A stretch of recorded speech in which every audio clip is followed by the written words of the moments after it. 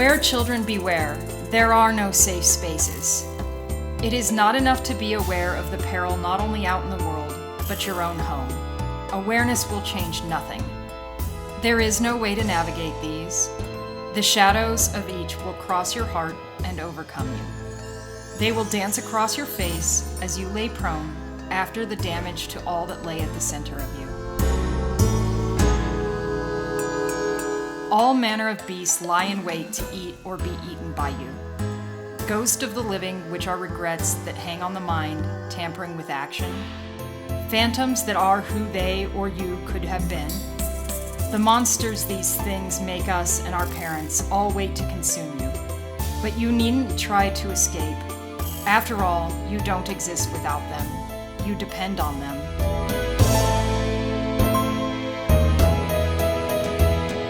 Discerning when to stay and go is an art forged by fire that you may never master, as you find over and over that so much of life, even your very continued existence, is an act of desperation.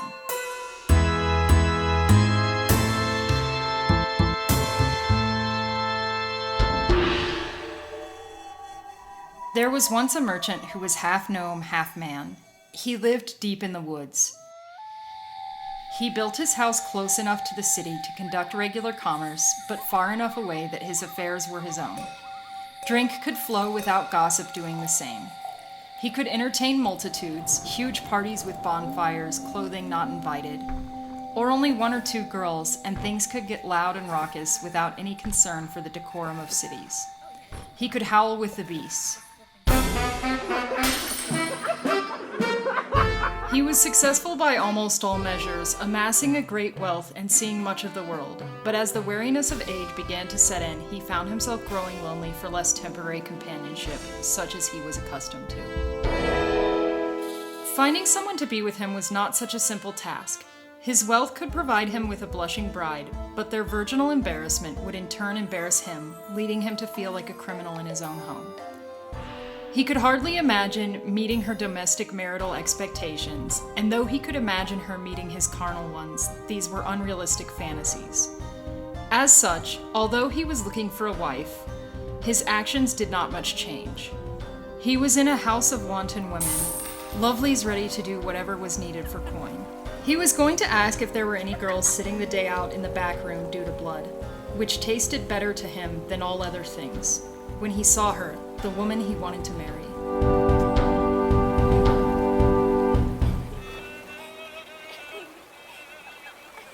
She had 3 eyes, 2 in the normal place and 1 in the middle of her forehead, a feature he was sure made her the most or least popular in the house. Whichever it was mattered little, he could work with either. Only a maiden who expected to be lifted into perfect bliss would prove tiresome to the merchant. Smitten, he reminded himself to be cautious. He paid to have her for the full night. The cost told him that she was the most popular. Alone in the room, they bathed each other like cats, trying not to miss a spot.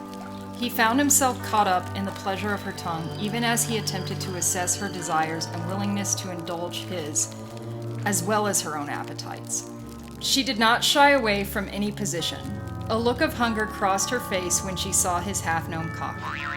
This pleased him greatly. Too many times, even courtesans would let an instant of shock pass over their face before letting it fall into a practiced expression of false desire. She was not hesitant about any position he desired, and she looked like a mirage of a goddess as she rode him with the rhythm of a dancer. Her breasts were a firm mouthful, which managed to hypnotize him even from her 3 eyes, as they moved just so above her slender belly in concert with her hips, enchanting beyond measure. When their arms were around each other, the world was in an immaculate state.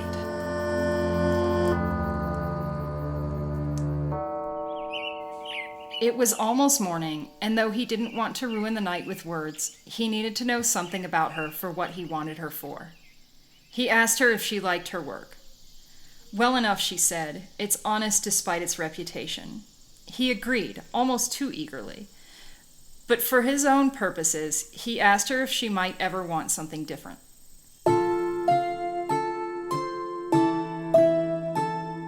She gazed at him earnestly with all three eyes and said that she had always found it in her interest to focus on what she had currently, not on potential futures, for they did not truly exist. This answer was unexpected, unlike anything he'd ever heard before. He liked it. "They may one day," he said, and fell asleep with his head on her breast, gentle with the rhythm of her breathing, natural like the woods he made his home. She watched him sleep, aware that she wasn't supposed to indulge in thoughts such as being swept away by him. She fell asleep to forbidden dreams. As they bid each other farewell, he said that he would be back soon, and he hoped she would think of him, while also letting her know that, come what may, he never expected to own her.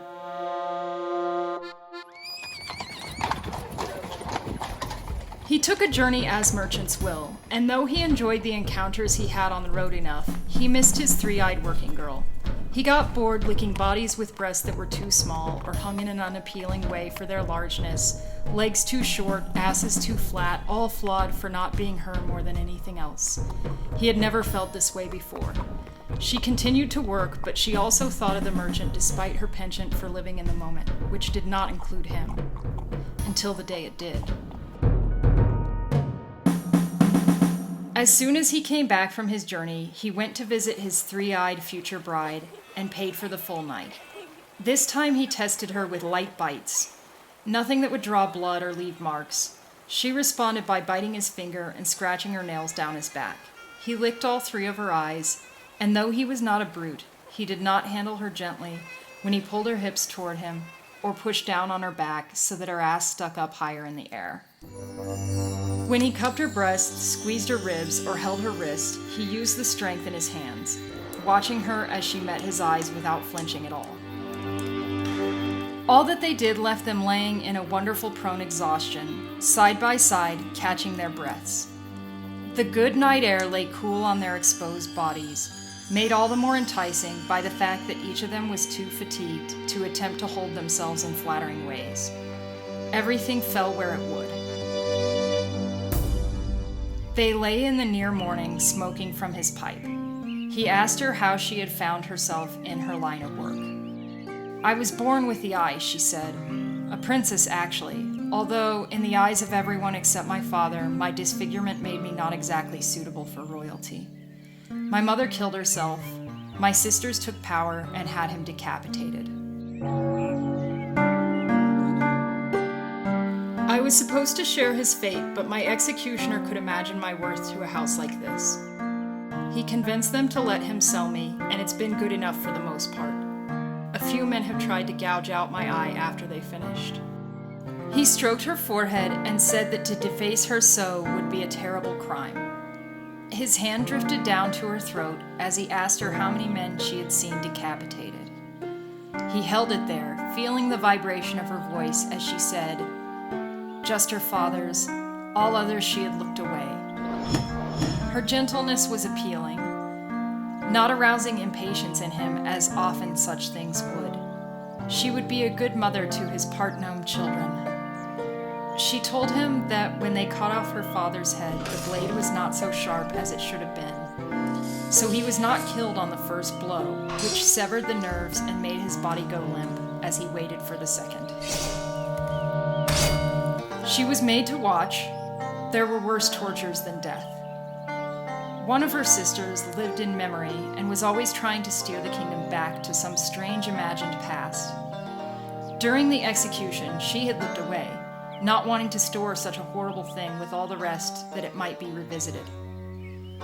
Her other sister spent all her days in an equally non-existent future. During the execution, she stared as she told the executioner to finish things off and not to sharpen the blade before turning it on her three-eyed sister.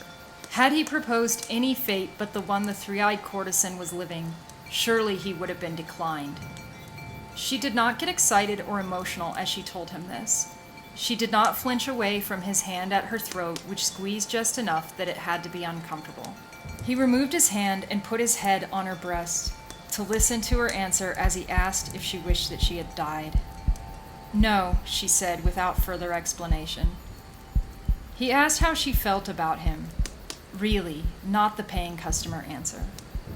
She responded with her body, allowing for every bit of gentleness, wildness, and savagery within him to be expressed without judgment.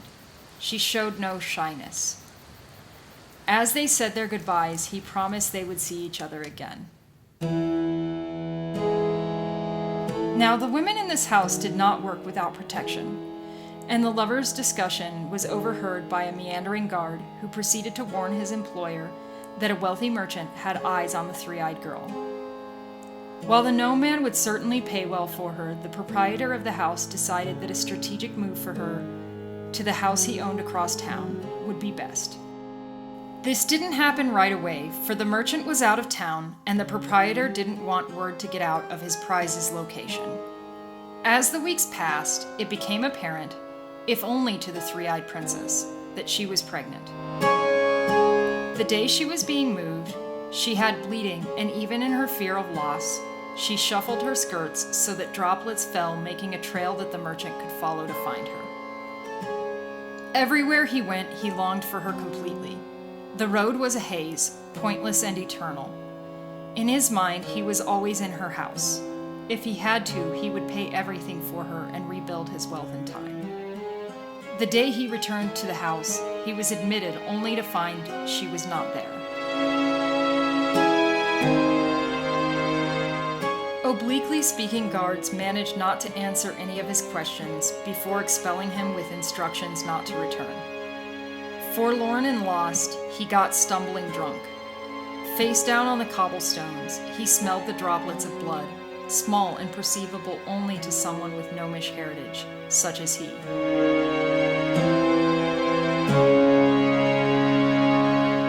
Not caring if anyone saw, he licked the stones and crawled along the blood path. He was sobered and focused by the fact that the droplets came from her most primal place in the most primal way. He was pulled as if by divining rod to where she waited for him. At the door, more guards denied him service in the form of another night with her, but she threatened to throw herself from the fourth-story window should the house's proprietor not allow them their time. Under this threat, the proprietor permitted the lovers to see each other, armed already with an impossible deal that the merchant would not possibly abide by. "Is it mine?" he asked about her now swollen belly. "Although I see much," she said, "that is not something I could possibly know." "It doesn't matter," he said, and he drew her close, and they breathed each other in. After, the merchant approached the proprietor, cock-wet and yet more determined than ever. The deal brokered required he pay handsomely, all except his manor in the woods, where he took the three-eyed maiden. It was not long before she gave birth to twin daughters. They were barely talking when the three-eyed wife recognized in one daughter, a strange but sweet girl, a penchant for looking backward. Much as the three-eyed wife's sister, but combined with knowledge about the past of others. The other daughter, hands and clothes tinged red with berry juice, had a bent toward looking forward, much like the three-eyed wife's other sister, but combined with prophetic abilities. These aspects of her children warranted caution, but rather than prejudge the babes, as had been done her, she vowed to be a good mother with a gentle guiding hand. The merchant, wild and reckless as ever, remained attracted to this gentle side of her. They took each other whenever the chance presented itself, in what were the most beloved days of their lives.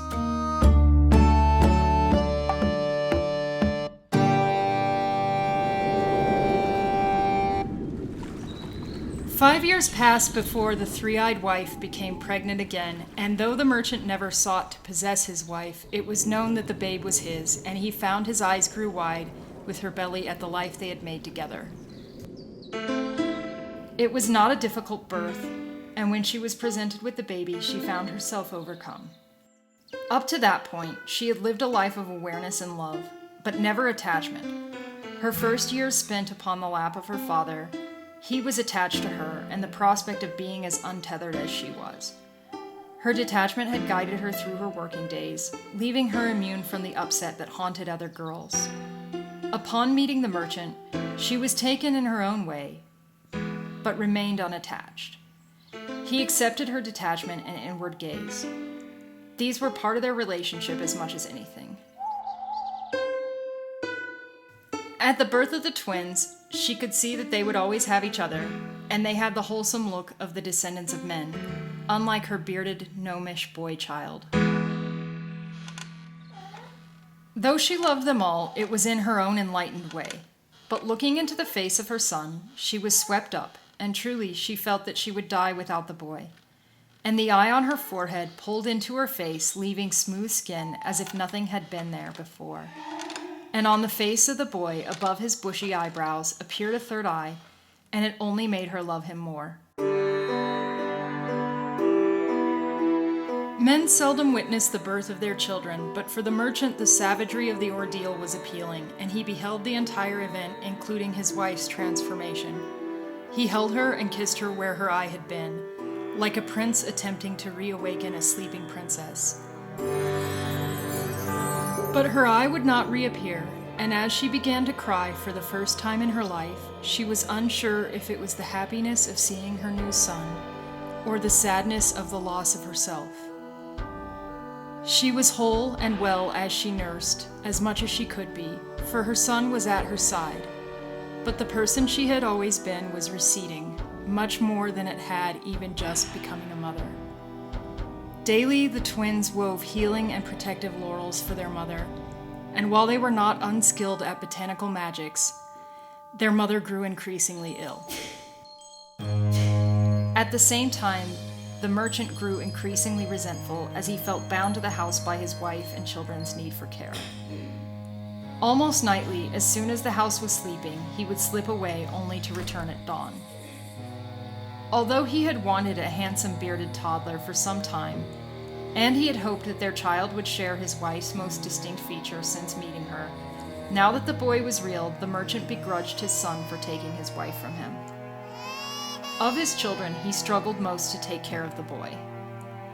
His wife succumbed to her illness before the boy turned 7.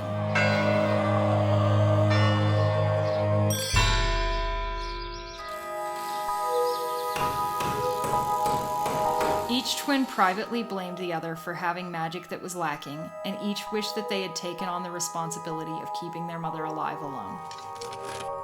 To bury his wife in the garden, the merchant requested the assistance of a wild woman he had met in the wood who could turn into a bear, a wolf, or a fox, making her adept at digging. Before she began to dig, she looked at the dead woman. She ran her fingers gently over his wife's forehead. "It's strange seeing her without the eye," she said. "How did you know her?" he said. "She's my sister. I ran into the woods after my mother died. I haven't seen her since she was a child."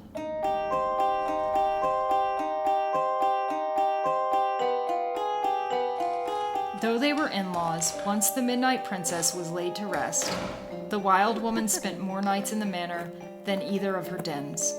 She was needed by her nieces and nephews, but not her wolf, bear, or fox children any longer. She enjoyed the merchant's untamed ways, the reckless abandon they could express with each other. He enjoyed her as a bear, a wolf, a fox, and a woman. It was a good match. She was fond of all 3 children. Even still, the merchant could not fully stop pining for his first wife, and blamed his strange son for his loss. The wild woman told the boy that he was loved on a daily basis. With the same frequency, his father gave the boy opposite messages, such as that he desired another son worthy of all that he served to bequeath. The merchant said in the absence of a son, the twins would be his heirs. He reveled in finding flaws in the boy and took every opportunity to send the lad out to cut his own switch, while doting on and spoiling the girls. One day, the merchant had a shipment of handsome tanned hides that needed to be delivered to the top of the glass mountain, a place that the wild woman could get to much more easily than he, just by turning into a wolf to cross the meadow, a bear to use her claws to scale the mountain, and a fox to come back home lightning fast. She agreed to make the shipment for him, and he crafted a pack that was usable by a wolf or a bear, and she set off with it on her back. In her absence, the merchant set a trap for the boy. He had sent his son to bed without supper the night before, without giving any clear reason for the punishment, and he had woken up early and eaten breakfast and lunch without him. Then he called the boy into his office, where there was a trunk of apples next to his desk, where the merchant sat eating one of the fruits. The hunger that twisted the boy's whole face almost touched his father's heart, but it also shined in the child's 3 eyes, reminding the man of his loss.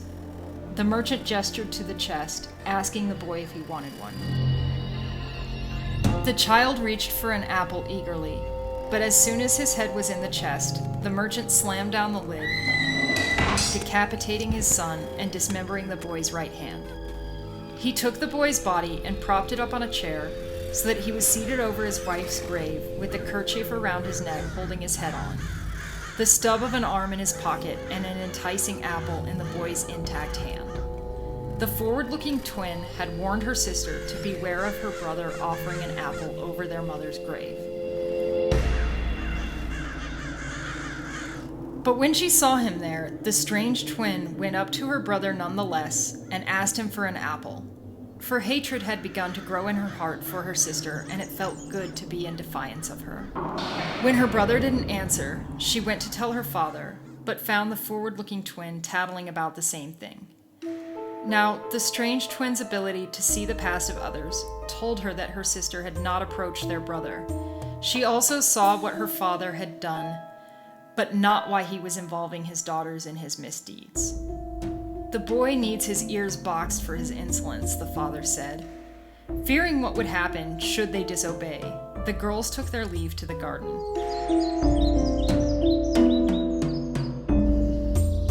On the way, the red twin said, "I was trying to spare you when I told on our brother that you need not see what is about to happen, a vision I've had since our brother's birth."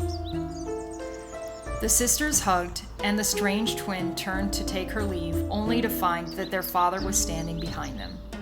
He put his hand on her shoulder and said, "I was watching the garden. I know it was you who asked the boy for the apple. You should be the one to box his ears." Though they all knew what would happen, none of them could look away.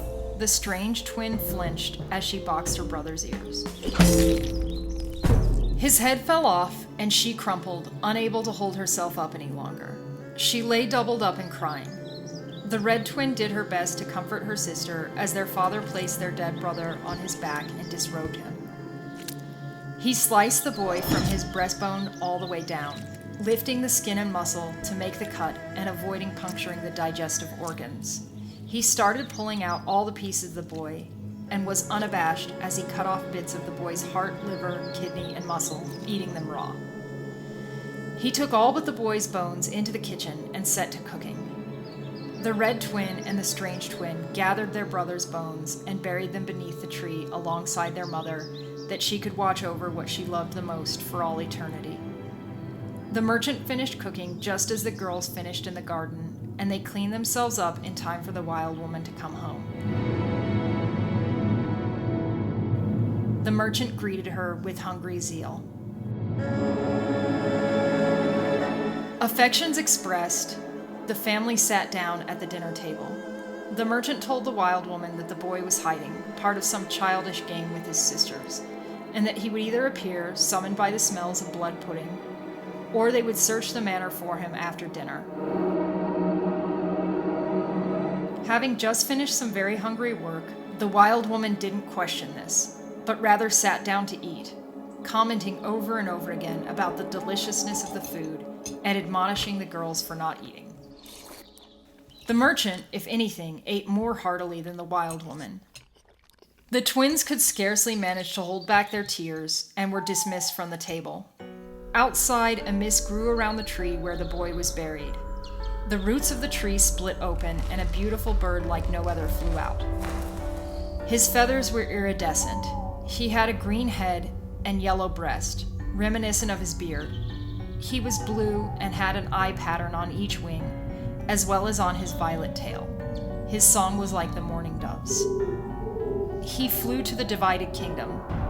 Although it was dangerous for him to enter the castle, where the warring Queen of the Dawn and Queen of the Dusk resided, he sought a birthright for his sisters. The Queen of the Dawn possessed a magic headband that allowed the wearer to climb to any heights and practice any acrobatic feat without falling. In a gaudy display, she would climb high above her subjects to precarious positions. She proselytized from her perilous perch about why they should not fear the future. After all, she was not afraid. She captivated them with her physical grace, enhanced by costumes made by seamstresses who had little choice but to do her bidding, for she imprisoned their children in a high tower that only she could reach. She told the folk she feared nothing, but the only thing she was unafraid of was the heights she could not fall from. And theirs being a divided kingdom, on occasion where her sister's subjects, or even her own, revolted against her, she would climb far up until she was untouchable. The injustice of her actions sickened the bird, and he plucked the powerful object from her bedside while she slept. The Queen of the Dusk possessed an enchanted guitar that could play any song without having to learn it, while also giving the possessor an effortlessly melodic voice to match. The Queen played songs so hypnotic as to mesmerize even her sister's subjects. Lullabies of a fictional past that became a collective and beautiful dream.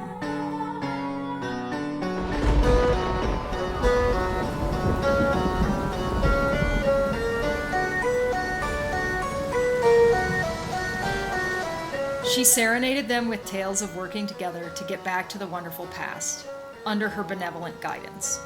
She donned herself in magnificent silk scarves, woven by the tiny fingers of the finest weavers.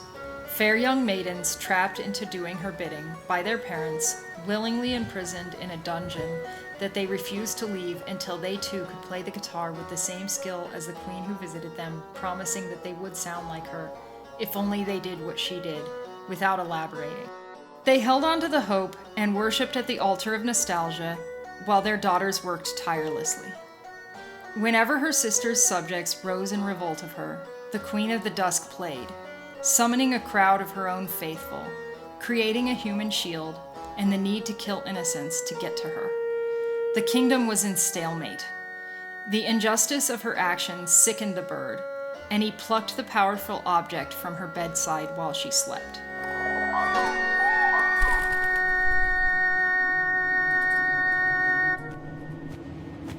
He flew back home with the headband around his neck and the guitar in both talons. As he passed over the garden, he saw his sisters, beaten and raped but triumphant over their father. The strange twin hacked at him with an axe, while the red twin used a hatchet. They did not relent, even as he ceased to have form, and only a bloody mess remained. Rather than stop, the bird found the wild woman in the woods, where she searched all the small places for him. He landed at her feet and began to cry. She turned back into a human and asked the bird what troubled him so. Her nephew told her the entire story. "I'm sorry for eating you," she said. "I wouldn't have had I known." "It's not your fault," he said, "though I could use your help with figuring out what to do with my sisters." They discussed the possibility of killing the girls, who would not find peace in this life, but they were the only thing human that remained of the wild woman's parents. Her own children were bears, wolves, and foxes, and her other sisters had neither married nor had children, not wanting to share power. Besides which, it seemed like a loathsome deed. They decided to take them to the earthly world beyond the mist, where the wild woman's father had come from. They would take the strange twin's backward glance to save her from reliving the previous days, and put it in her sister, who could monetize her gift for prophecy better by knowing the secrets of those who sought her advice. The strange twin would be gifted the guitar and the headband. The bird would take the red twin to the highest mountains in the north. The wild woman would take the strange twin to the forest in the south. They would take the girls while they were sleeping. Exhausted, the girls fell into a deep sleep before they could even clean their father's blood off themselves. In a whisper, the type of which happens only between sleep and wakefulness, the red twin said, "I will take care of your boys when they come to me." Her sister was asleep before she could respond. When the bird and the wild woman found the girls, he placed a wing on the head of each until both their powers rested in the red twin. He was able to put her on his back, for he grew at such a rate that when he got to the northern end of the world, surely he would take up the whole sky. The wild woman turned into a bear and put the strange maiden on her back. She wore the headband and strapped the guitar to her niece. The bird and the strange maiden bid each other farewell as they stepped into the mist. The girls slept through the treacherous fog between lands. These were so dense that all was invisible except the mist, which became memory.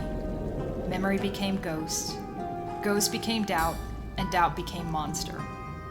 The bird was impervious to these and could fly through them, even as he saw his mother robbed of her third eye, and his father's growing hatred took form.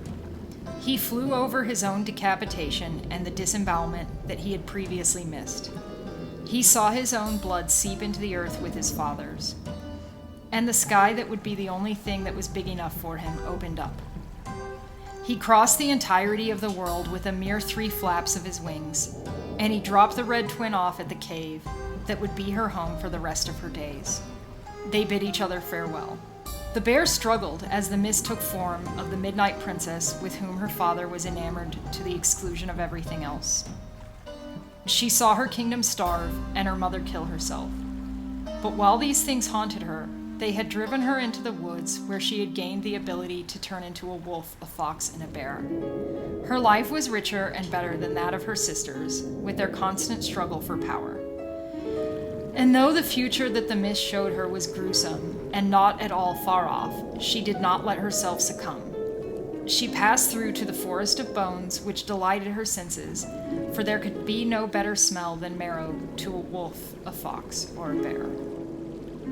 In the forest, she put the sleeping maiden on soft moss and used her bear strength and her human wits to build a cottage. When the strange maiden awoke, the wild woman said, "I built you this cottage." "It's lovely," the strange maiden said. "Will you stay here with me for a little while?" "Only a very short while," the wild woman said, though she was tempted to stay long term and act as the girl's protector. They sat for a few minutes, and the wild woman told the strange maiden some of the botanical aspects of the local fauna. Not only did she learn fast, she found that as they went on, she understood the elements of the plants that made them safe or not before being told. As they walked through the woods, increasingly the wild woman clutched at her midsection, occasionally spitting bloody foam from her doubled-over position. When she could wait no longer, the wild woman gifted the strange maiden with the headband and the guitar, even as the girl cried. "I have one more thing for you," the wild woman said, and she turned back into a bear, and she ripped open her own stomach, disemboweling herself in a terrible rending of flesh and tearing of muscle. With her bloody claws, she removed from her bowels the golden ball, which had begun to rot her flesh from the inside out as soon as she had eaten the 3-eyed boy. The strange maiden did not want to take the bloody ball from the bear, but it was her aunt's dying wish. She was left scared and alone in the woods with her cottage and newfound knowledge.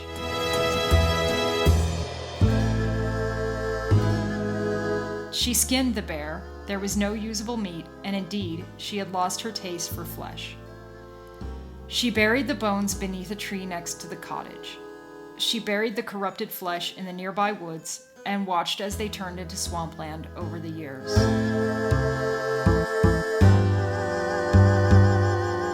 Her loneliness turned to solitude and back again, sometimes lasting years, sometimes shifting several times in a single day. There was no one she got along well with. One day, she heard faint singing in the distance through the trees.